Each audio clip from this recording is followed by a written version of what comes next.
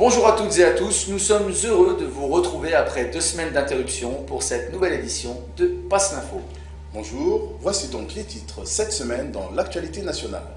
Pour commencer, nous parlerons de l'appel lancé par la communauté chrétienne de France, ensuite d'un exercice surprenant qui s'est déroulé à Paris la semaine dernière, et enfin, nous développerons un sujet sur le budget de l'armée française déployée en Libye. Dans l'actualité internationale, le titre à l'honneur sera la vérité sur la Syrie. Ensuite, Bagdad réclame 6,6 milliards de dollars.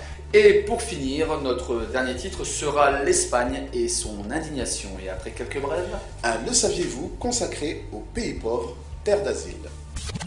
Ouvrons donc ce journal avec l'appel chrétien. Oui, les communautés chrétiennes de France ont lancé un appel aux chrétiens à rejoindre la nouvelle flottille, un bateau pour Gaza qui partira dans les prochaines semaines. La campagne internationale fait bouger en France depuis quelques mois de nombreuses organisations signataires de la plateforme des ONG françaises pour la Palestine, ainsi que des signataires individuels qui souhaitent interpeller la population mondiale. Et en parlant de population, celle-ci doit être au courant de ce qui s'est passé à Paris ce vendredi 17 juin. Dans la région parisienne s'est déroulé un exercice de grande envergure, nommé NRBC 11, Nucléaire, Radiologique, Biologique, Chimique 2011, qui n'a pas été rendu public. Il fait intervenir une série d'attentats avec des prises d'otages impliquant des attentats à la bombe. Et maintenant, une note économique assez importante concernant l'armée française. Effectivement, ce mardi, Gérard Longuet, le ministre de la Défense, s'est rendu au salon aéronautique du Bourget. Il a déclaré que les surcoûts pour le budget national liés à l'intervention de la France en Libye sont à environ 100 millions d'euros sur 3 mois.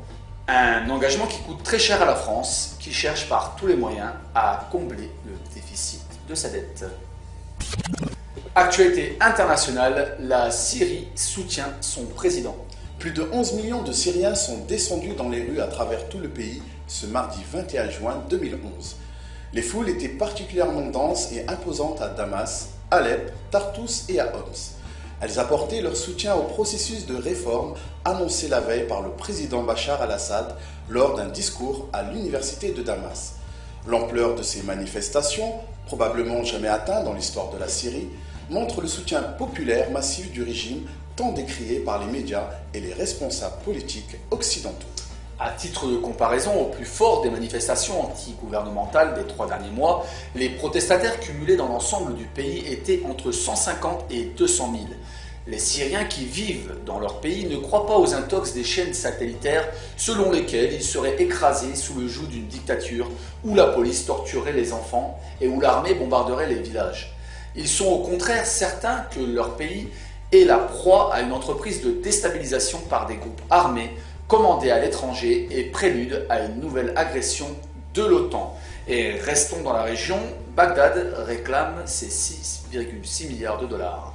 Le vice-gouverneur de la Banque centrale irakienne, Ali El-Brahi, a accusé le chef de la coalition provisoire américaine, Paul Bremer, d'être responsable de la disparition de 6,6 milliards de dollars américains de l'Irak. Les États-Unis avaient transité lors du mandat de George Bush les fonds irakiens gelés dans une caisse de la Banque de la Réserve fédérale à New York. Après avoir contrôlé les 9,1 milliards de dollars des revenus pétroliers irakiens, il s'est avéré que la plupart des agences militaires américaines chargées d'investir les fonds de la reconstruction de l'Irak ont échoué dans leur engagement sur le respect des règles américaines liées à l'utilisation de ces sommes d'argent. Le journal britannique Guardian avait estimé les dépenses américaines de l'argent irakien à 12 milliards de dollars, distribués sans aucune organisation, dans le cadre de la plus grande opération de transfert d'argent dans l'histoire des États-Unis. L'Espagne maintenant, des milliers d'Espagnols de tout âge et de tout milieu ont envahi les rues de Madrid. Le dimanche 19 juin, au cri de « Nous ne paierons pas cette crise », un mois après l'apparition du mouvement des indignés qui s'est propagé dans tout le pays, les cibles de ces manifestations sont le pacte de stabilité de la zone euro avec ses impératifs de rigueur budgétaire et les hommes politiques accusés de corruption qui restent inaudibles face aux protestations. Les politiciens continuent de nous ignorer, ils continuent de dire que nous protestons contre la crise elle-même. Ce contre quoi nous protestons, c'est leur attitude. Ils nous ignorent alors que nous sommes dans la rue. Nous avons un message clair, mais ils l'escamotent et ils disent tout autre chose. Et maintenant quelques brèves, tout le monde ne souhaite pas la flottille. Oui, Ban Ki-moon, le secrétaire général de l'ONU, a lancé un appel au gouvernement des pays méditerranéens pour empêcher l'envoi de la flottille pour Gaza. Il explique que les bateaux n'ont pas de but humanitaire et qu'il est possible de livrer de l'aide aux Palestiniens par la route égyptienne ou par les ports israéliennes. Et sans transition, les fameuses lectures de Tony Blair. Alors, selon le quotidien britannique The Daily Mail, l'ex-premier ministre Tony Blair lui aurait confié qu'il lit quotidiennement le livre saint de la religion musulmane, le Coran, pour connaître en profondeur les questions religieuses, vu son importance dans un monde mondialisé. Et maintenant, une succession de 2 brèves insolites. Selon le site d'information YNSnews.com, un tribunal rabbinique ultra-orthodoxe de Jérusalem a condamné à mort par lapidation un chien errant. Le chien a eu le malheur de pénétrer dans un tribunal rabbinique de Jérusalem, d'y rester et d'effrayer quelques magistrats. Le chien, considéré comme impur par la halakha, la loi juive, la bête a donc été condamné à mort et les gamins du quartier étaient chargés d'appliquer la sentence. Une association de défense des animaux a décidé de porter plainte. Et notre brève suivante, pas de place pour les moches. Ok, je m'en vais.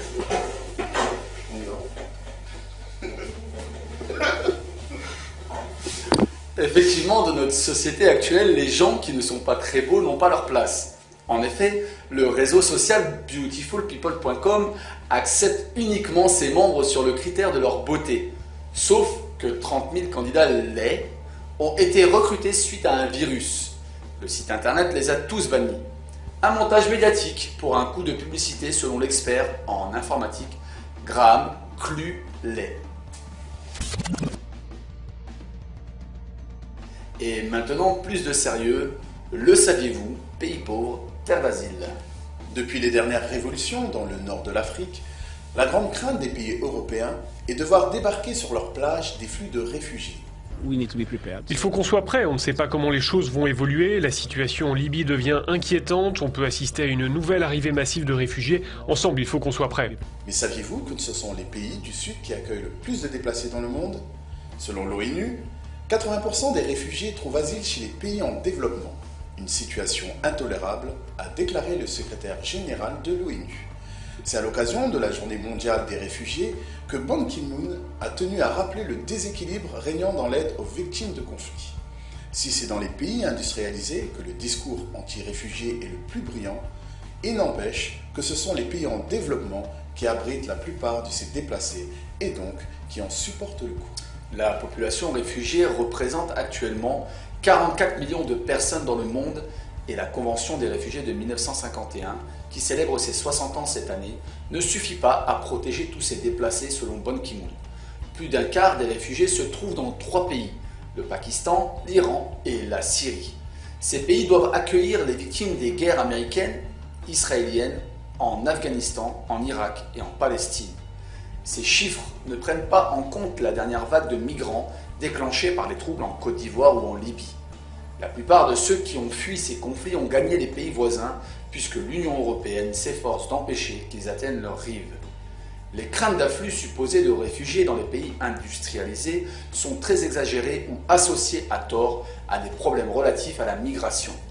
En attendant, ce sont les pays les plus pauvres qui doivent supporter le plus lourd fardeau, selon un résumé d'Antonio Guterres, haut commissaire des Nations Unies pour les réfugiés, HCR. Selon ce même HCR, la situation a radicalement changé depuis la création de cette agence en 1950, quand l'ONU se préoccupait surtout des 2,1 millions d'Européens déracinés par la Deuxième Guerre mondiale. Aujourd'hui, ce sont les Palestiniens qui comptent le plus de réfugiés dans le monde, soit plus de 5 millions de personnes.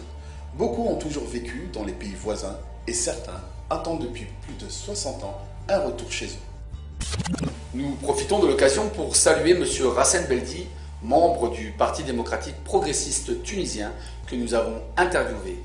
D'ailleurs, je vous invite à visionner celle-ci sur le site du Parti antisioniste. Merci de nous avoir suivis, passez une excellente semaine et surtout n'oubliez pas, passez l'info.